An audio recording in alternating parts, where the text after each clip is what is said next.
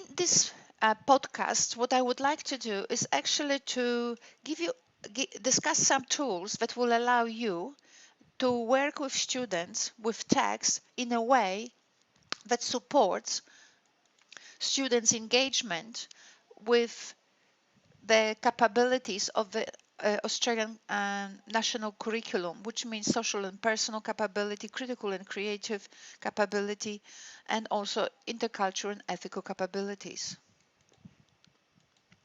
Typically, in pedagogic texts and also in schools, texts are described and treated as words organized by grammar. And somehow miraculously, because it's not explained how it is done, these texts then are said to belong to different genres. So we have a genre of persuasive text. We have what else is out there? What else is out there? Most of the time, in fact, teachers focus so much on persuasive text because the persuasive genres are actually tested that very much less attention is given to other genres, and especially to other genres for the purpose of their construction. So, for example, do we teach students how to create comedy sketches? Do we teach students how to create poetry? And most of it, more to the point, do we actually test our students' capacity to create poetry? And you would think that somehow intuitively you might think or suggest that the reason why poetry or comedy sketches are not actually used as task on national tests, literacy tests, because they involve more creative skills, but this is not true. In fact, the reason why people don't test and do not teach so much poetry and creative skills like comedy sketches or creating lyrics for songs is because we do not have strong enough concepts of what text is, and consequently we just avoid the difficult things. In my teachings with you, I look at the concept of text as a conversation. And now you will actually be able to judge for yourself that if you enter a context of conversation of which you have been a part in the past, so for example, if you know your friends and you've spent with them a long time and you meet them at the coffee shop, it's quite easy for you to just join a conversation and actually contribute, right? Because you've been part of its past. Now, if you have not been part of the past of a conversation that is actually taking place now, for example, if I were to engage a conversation of two engineers, that would be hard to actually join it and participate in it, because while I might have been part of some of its aspects, like I might understand some words or I might understand some grammatical arrangements, what these people would be talking about and how they would be arranging the phrases and together would be impenetrable for me, because I have not been part of the conversations that preceded this one. So my point really is that when we work with students with text, so be it a story or be it a comedy sketch or be it a poetry, what's really important is to socialize students into the tools that these texts use, so that they gradually become increasingly part of the conversations or the histories that preceded the construction of a particular text. And once they do get socialized into those histories, then when they open a book, be it with a story, an Anglo-Saxon story, a Vietnamese story, a Chinese story, an Aboriginal story, they actually can engage with that story faster and more effectively. You can now instantly say that when I talk about history and about socializing students to the conversations that preceded a particular text which we are reading currently, I talk about the text as a patchwork which consists of links to other texts, previous texts. right? So, for example, one of the reasons why, say, The Lion and the Mouse seems to us like a nice story, like a story that was constructed in a coherent way, in a lovely way, that it has a rhythm. How come that we have those appreciations um, of this text? Where do we get them from? And we get them because The Lion and the Mouse, for example, I just picked it out of the empty air, this story, because Lion and the Mouse is somehow feels to us consistent with other children's stories that we read. There are some systematicies of this in this text that we also encounter in other texts of this genre, right? So once we are socialized to what we feel makes up this kind of narrative, it's much easier for us to say that's to identify this as a particular genre, to actually have an opinion whether it's interesting, whether it's good. And it's also possible for us to contrast this particular genre with other genres. It is therefore apparent and clear to us now that the text cannot be just words organized by grammar. So the idea is not to actually explain words and explain the grammar and children will actually now understand the text.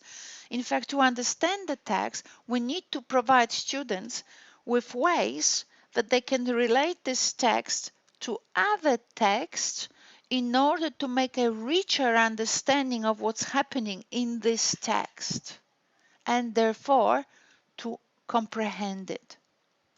And not just comprehend it critically. And critically would mean here in relation to other texts.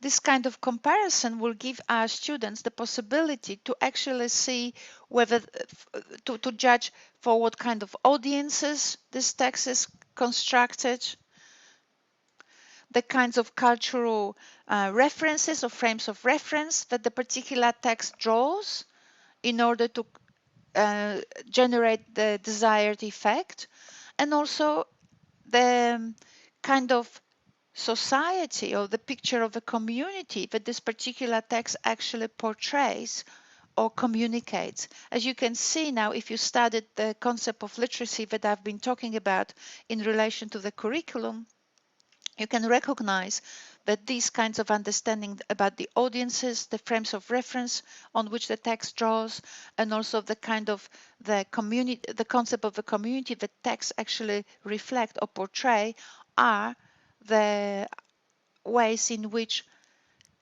the Australian curriculum frames its capabilities. So I'll be very brief today because I just want you to be acquainted with the concepts I want to show you, and maybe we'll just spend some more time on those on Monday and in another podcast. So this I just wanted to be very short. So in some other podcasts that I'm sure that are on the LearnLine in whatever module, I did analyze with other students in this unit uh, the text of a comedy sketch, so you might watch it there. So I was showing that when you create a persuasive text, what happens is you actually want the audiences to you want to generate in audiences a sense of a belief that your text is coherent, that your text actually draws on convincing logic, and you want your audiences to believe you. So that's a persuasive text. Now you might not actually know, but a persuasive text like an advertisement doesn't necessarily need to draw on truths, right, to generate an understanding in the audience. What it needs to do is to generate the impact of understanding by drawing on whatever forms of sensations to persuade the client or the customer to buy the product, right?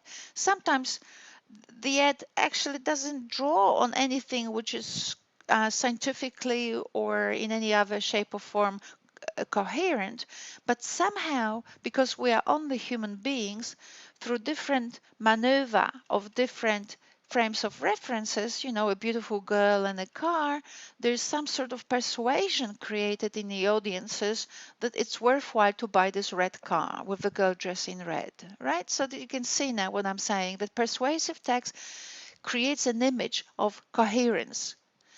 Comedy, on the other hand, a good comedy sketch looks for ways whereby you can actually break this coherence. So, for example, in this sketch, if you only watch 1 minute of it, Rowan Atkinson says things like, and some of you who are more perceptible would notice that this is hell and I am the devil, right? So this is hell, I am the devil, but you may call me Toby.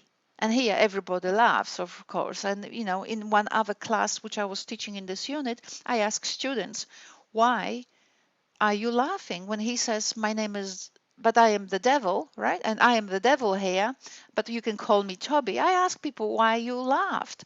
And for an hour, my students in ELA 200 last year couldn't actually work out why they were laughing. But it's obvious, right? That on the one hand, he talks about something as terrifying as the devil, and then he picks up the name like Toby, which is, a nice guy. And Toby is the guy you like, is the guy next door, right? So he breaks the coherence between this frightful experience of the devil, and he brings in a name like Toby. If you were to create a persuasive text, you would actually want to not use the name Toby. You would use some horrifying name because you want the frames of reference to reinforce the emotion of terror, right? But in comedy sketch, you want to break what's expected and now mix up the terror with something funny. And that's something, and therefore unexpected, and therefore people laugh. So anyway, you could actually look at that idea of a comedy sketch as actually I have discussed in the modules. But today what I want you to quickly look at is the tools that I created for understanding text or for working with text. And obviously I'm an academic, so I could actually produce a very, very long story about why I actually did that. And I might actually leave the rationale for it for another podcast here. Just I want us to look at the analysis itself, just to keep it short, okay? So I actually compared the lion and the mouse, and I also analyzed how the kangaroo got its pouch because I wanted to look at the indigenous story and see whether there's any differences there. But at this very moment, we'll just look. This is the kangaroo story, but I might look first at the lion and the mouse. So here it is. Now, I have actually tested this and I've done a long research on this.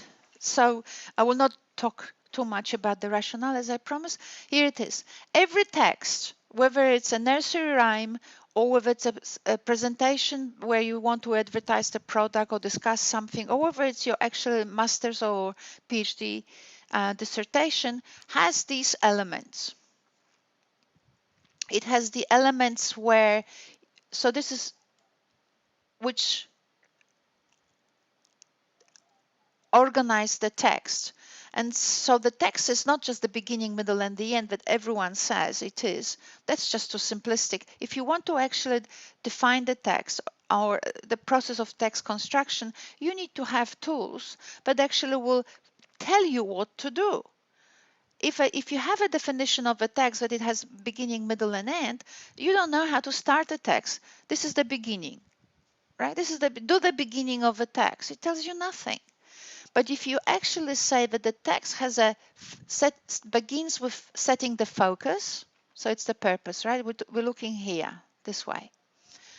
So the text has so each of the structures or each of the sequences has a particular purpose in the text. So first you set up the focus. Once upon a time, or as in the lion, one day a mighty lion, tired from hunting all morning, lay down to take a nap under a large shady tree, right? That is a focus. And we'll talk about it later on a bit more in detail.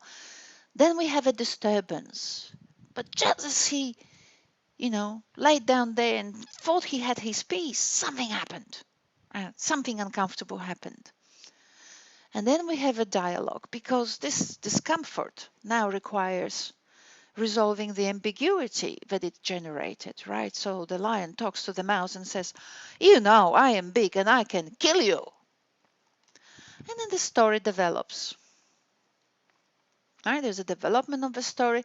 And I used here as a sequence resolution because I know that in some of the units people talk to you about this, so they use the term resolution. Yes, there is a resolution. Something happened. Something sort of the development took place, and now some sort of form of conclusion has happened. So something got resolved, the problem got resolved. And there is always moral at the end, right? The story finishes somehow with a particular lesson. Obviously, in different texts, you will phrase these things like the moral differently, right? So in the PhD thesis, you do not say, and the moral of the story is, even little people are helpful, right? Everybody can equally contribute. You do it differently. You use different phrases and so on. But there is a moral, like so what? You write the whole PhD thesis for 5 years, and the last chapter is basically so what? So every text has got these elements. Now, what I did also, I actually created this. These are emotions or moods. Emotions or moods, I call it moods here, because every text has a sequence, and this sequence is expressed with words or with phrases that actually are to create a particular emotion in the reader. So obviously these are not all the emotions that are there, right? So I have here appreciation, empathy, blaming, threat. I've got all of those here. There are more, but the ones I have here worked for this particular story, so we might actually have a look a little bit at them. So we looked at setting the focus, right? The story starts here with, let's make them a little bit more visible. Hopefully we can, right? It starts with things like serenity or feeling joy. One day, right? One day, a mighty lion lay down to take a nap under a large shady tree. It's a kind of serenity mood, isn't it? It's just all good. But you can see that the author has already signaled to us that trouble is coming, because the lion didn't lie down simply to take a nap. He was already tired, right? He says to us, he was tired. I wouldn't put it here, tired. I would put it here, right? Tired from hunting. There's a complaint a little bit. There's this mood of complaining. He was tired after hunting all morning, tired from hunting all morning. So you can see that the author is already putting there a seed of frustration, of complaint. I mean, you could have put this one in frustration. There's no big, there's what I'm showing you is not about getting the mood right?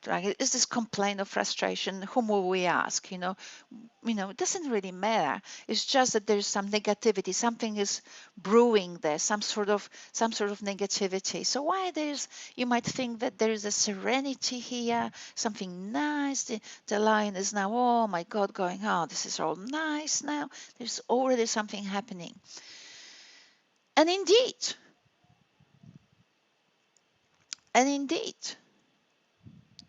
when another thing happened, like some mice that lived at the foot of the tree scrambled over the sleeping lion to return to their home, right? When this happened, kind of like nice thing happened.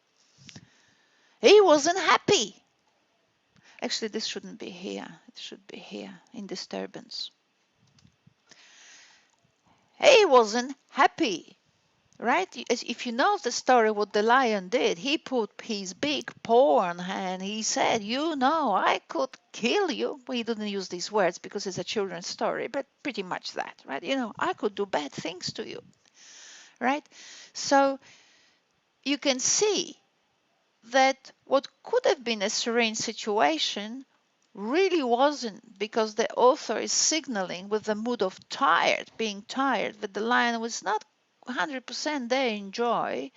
And indeed, when this disturbance happened, the lion didn't say, oh, lovely mice, oh, so many beautiful creatures here in the forest, right? He reacted negatively. Now, it's very interesting because when you do text analysis, it's not about, with the students, it's not about just what does the text say with what words, but you also teach students some alternatives. How else could the author write the beginning? Or how else could the author set the focus of the story if the lion was not kind of, you know, tired and kind of, without actually pointing to this negativity? And I wrote here, enjoying the fruits of the morning hunt, right? I made it up myself. In fact, we could have put it here,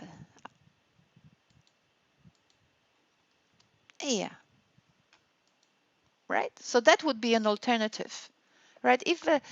And that wouldn't actually introduce the element of something negative is gonna happen, because the lion was happy, was enjoying the fruits of the morning hunt. And when you're in a happy mood, and if something crawls over you, you instantly do not react, right? You don't say, oh my God, I'm going to kill it, I'm unhappy. You just go, oh, yeah, whatever, or whatever. So you teach students here not only that different texts begin with a particular way of setting a focus, but they can begin with different moods. And depending on the mood with which the story starts, different things will happen as a consequence.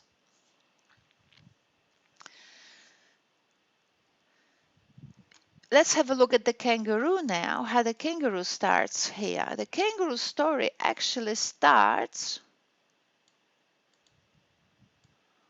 with a complaint. Don't know whether you can see it. The kangaroo story starts, Mother Kangaroo was finding her little baby Joey a real handful. Right, so you can see we already have a problem. We have a problem. There's something gonna happen with this Joey, right? Because the mother kangaroo is just, you know, it's just seeing things a little bit difficult, Anyway, so I'm just gonna leave it for you. I will attach those. I will attach those two analysis that I created for you, so you can actually go through them. So please have a look by looking at these attachments. What tools is the writer using to express disturbance? How is the dialogue following? What's the development? And then has the resolution signal with what moods, and with what moods is actually the moral presented? I want you to have a look at it, and we might actually discuss it in our collaborative session.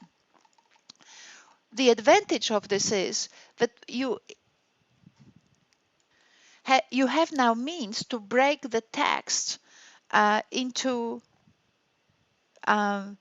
different moods, discuss with children alternatives which regarding the kinds of moods that the author could use otherwise. You can actually now, by drawing on those different moods, you can actually discuss with students how differently the story could develop. You can also compare, which is very, very important, because the only way we can actually see that we can actually create meaning is by contrasting one with another. Just like with colors, you can't see blue unless you actually saw black or red or something. We don't see color, we see contrasts. So the same with meaning. You can actually go to another text and just like I did and see what moods were used to create disturbance, what moods were used when the dialogue developed, right? So children now can actually see, but not just look at the words and grammar, but actually how moods, words are used to generate moods, what are the alternatives, and how else a story could develop or did develop indeed when we actually use different texts with like say comparing lion and the kangaroo. So how else the story developed when different moods were actually used by the author. So I want you to have a look at these texts and actually see for yourselves. So I will finish here and I hope this will be useful for you.